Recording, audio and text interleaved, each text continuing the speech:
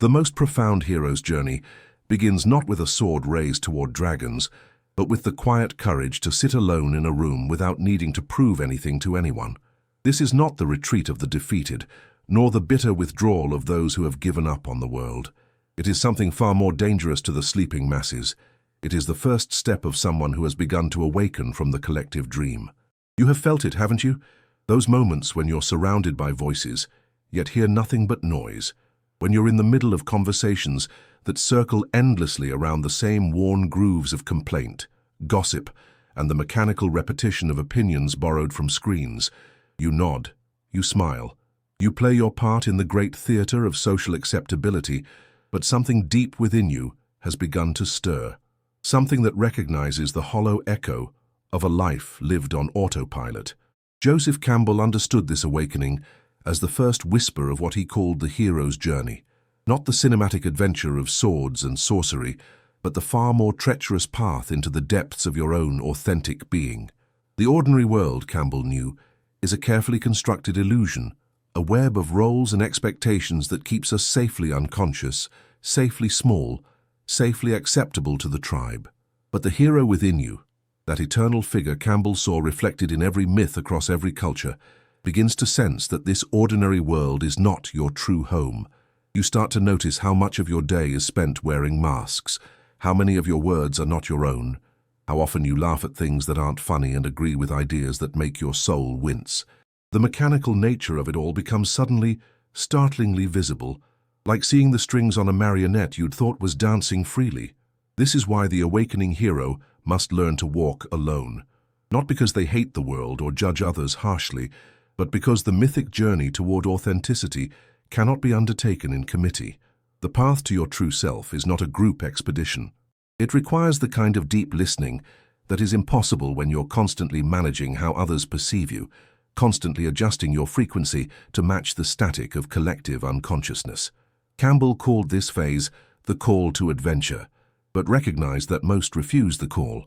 They sense the stirring within, feel the uncomfortable truth that their carefully constructed life might be a beautiful prison, but they turn away. The call asks too much. It asks you to leave behind the safety of the known, the comfort of fitting in, the warm approval of those who love you exactly as you are, which is to say, exactly as they need you to be. But you, if you're hearing these words with recognition rather than resistance, you are among the few who cannot turn away. The mechanical world has lost its hypnotic power over you. You've tasted something beyond the ordinary, and there is no going back to sleep.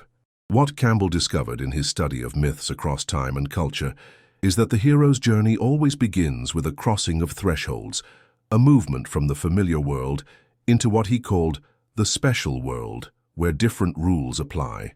For the inner hero, this threshold is crossed not by stepping through magical portals, but by choosing solitude over the compulsive need for constant connection, choosing silence over the endless chatter that fills the spaces where wisdom might otherwise grow. This is where the journey becomes genuinely difficult, because solitude in our hyper-connected age feels almost criminal. We've been conditioned to believe that to be alone is to be lonely, that to withdraw from the constant stream of social interaction is to become antisocial, weird, somehow broken. The collective unconscious whispers its warnings. You'll miss out. You'll be forgotten. You'll become irrelevant. But these are not your thoughts. They are the voices of a system that requires your constant participation to maintain its illusion of importance. Campbell understood that every true hero must face what he called the refusal of the call, and then move beyond it.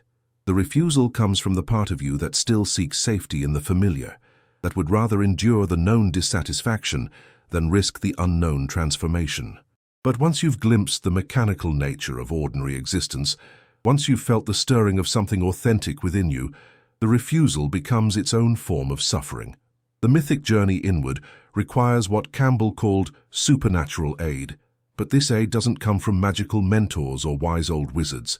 It comes from the growing recognition that solitude is not emptiness, but fullness, not absence, but presence.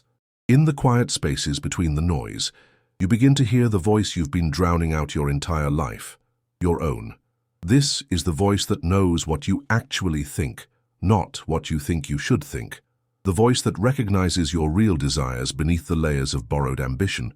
The voice that can distinguish between genuine laughter and social performance, between authentic connection and the hollow exchange of pleasantries. But this voice can only be heard in silence, can only be trusted when you've learned to sit comfortably in your own company without reaching for distractions. The solitude becomes your sacred space, your inner sanctuary, where the real work of becoming yourself can finally begin. Here in the silence, you discover that you are not who you thought you were, neither as small as your fears suggested, nor as important as your ego insisted. You are something both humbler and more magnificent, a conscious being waking up from a long dream of unconsciousness. If these words are landing in your heart like keys finding their locks, you're not alone in this awakening, even in your beautiful solitude. Join this circle of fellow travelers who've heard the call to something deeper than the surface dance of ordinary life. Subscribe and share your own moment of recognition below. When did you first sense that the life everyone told you to want wasn't the life your soul was calling you toward? Campbell called it the road of trials, that phase of the hero's journey where the real tests begin, where you discover that choosing authenticity over acceptance comes with a price that no one warns you about in advance. The trials of the awakening hero are not the obvious dragons of mythology, but something far more subtle and in many ways more difficult to bear. The growing sense that you are becoming incomprehensible to those who once knew you best.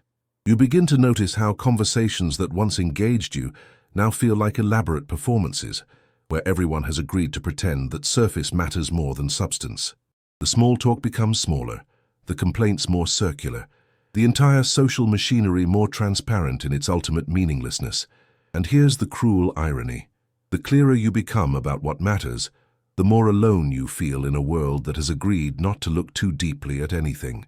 This is what Campbell understood as the hero's encounter with the shadow, not some external evil to be vanquished, but the uncomfortable recognition that most human interaction is based on mutual unconsciousness, a kind of agreed-upon sleepwalking that you can no longer participate in without feeling like you're betraying something essential within yourself.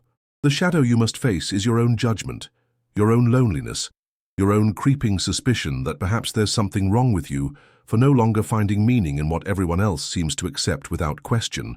But here, in this most difficult passage of the journey, something extraordinary can happen. Campbell called it meeting the goddess, those rare, precious encounters with another human being who has also heard the call, who also walks the solitary path toward authenticity. When two such beings meet, the recognition is instant and profound. There's no need for the usual social negotiations, no careful probing to see what's safe to reveal. You see each other immediately, completely, with the kind of clarity that only comes from having learned to see yourself. These connections are rare not because authentic people are few, though they are, but because the journey inward makes you incredibly discerning about how you spend your energy and with whom. You've learned the difference between connection and mere contact, between intimacy and the illusion of closeness that comes from shared complaints or mutual distraction. You've discovered that it's better to be genuinely alone than falsely together, better to hunger for real connection than to fill yourself with junk food relationships that leave you somehow emptier than before. The beauty of these authentic meetings is that they ask nothing and offer everything. There's no agenda, no hidden transaction, no careful accounting of who gives more or receives less. It's simply two people who have done the work of becoming themselves, sharing the overflow of that becoming without need or desperation. Sweet soul reading these words, if you recognize yourself in this description, know that your discernment is not pickiness, your solitude is not antisocial, and your hunger for authenticity is not asking too much of the world. You are exactly where you need to be on the most important journey of your life. Leave a word below if this speaks to the truth you've been afraid to voice. Campbell's final stage, the return, is perhaps the most misunderstood aspect of the hero's journey. We imagine it as a triumphant homecoming, the hero welcomed back with celebration and recognition. But the true return is far more subtle, far more integrated than our culture's obsession with external validation suggests. The hero returns not to be celebrated, but to live differently in the same world, to walk among the sleeping without trying to wake them, to love without needing to be understood.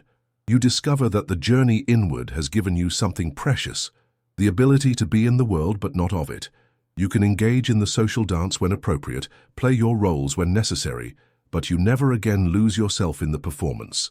There's always a part of you that remains centered in that quiet space you discovered in solitude, that place where your authentic voice lives and breathes and knows itself. The loneliness that once felt like exile reveals itself to be something else entirely, a form of freedom so profound that you wouldn't trade it for all the false belonging in the world. You've learned to distinguish between solitude and loneliness, between authentic connection and the desperate clinging that passes for love in an unconscious world. You've discovered that the deepest peace comes not from being understood by others, but from understanding yourself so completely that others' opinions become interesting rather than determining. This is what Campbell called freedom to live, not freedom from responsibility or connection, but freedom from the compulsive need to earn love through performance, to prove worth through productivity, to find meaning through external validation. You found the source of meaning within yourself, and from that fullness you can give to the world without depletion, love without expectation, engage without losing yourself. The paradox of the completed journey is that you become both more human and less dependent on humanity's approval. You can sit in comfortable silence with yourself, yet when authentic connection presents itself, you're more present, more genuinely available than you ever were when you were constantly seeking such connection. You've stopped chasing love and started being it. People sense something different about you now, though they may not be able to name it. There's a stillness in your presence, a lack of desperate energy, an absence of the subtle manipulation that characterizes most human interaction. You're no longer trying to get anything from anyone, and paradoxically, this makes you magnetic to those who are ready for something real. Campbell knew that the hero's journey is not a destination, but a way of being. You don't complete it and then stop growing. You embody it as a living practice of authenticity.